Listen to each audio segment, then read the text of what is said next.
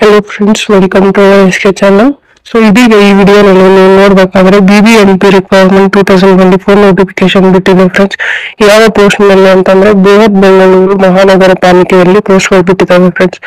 11,307 ಪೋಸ್ಟ್ಗಳಿದ್ದಾವೆ friends. ಇಲ್ಲಿ salary ನೋಡ್ಬೇಕಾದ್ರೆ ನೀವು ನೋಡಬಹುದು, ಇಲ್ಲಿ 17,000ರಿಂದ 28,000ವರೆಗೂ ನಿಮಗೆ ಇಲ್ಲಿ ಸ್ಯಾಲರಿ ಇದೆ ಫ್ರೆಂಡ್ಸ್. ಏಜ್ ಲಿಮಿಟ್ ಅಂದ್ರೆ 18ರಿಂದ 55 ವರ್ಷದವರೆಗೂ ಏಜ್ ಲಿಮಿಟ್ ಇದೆ ಫ್ರೆಂಡ್ಸ್. ಇಲ್ಲಿ ಸೆಲೆಕ್ಷನ್ ಪ್ರೋಸೆಸ್ ಮೆರಿಟ್ ಬೇಸ್ಡ್ ಮೇಲೆ ಇರುತ್ತೆ ಫ್ರೆಂಡ್ಸ್. ಮತ್ತು ಈ ಅಪ್ಲಿಕೇಶನ್ ಅನ್ನ ನೀವು ಆನ್ಲೈನ್ ನಲ್ಲೂ ಆಗ್ಬಹುದು 15 ಮೇ 2024ವರೆಗೂ.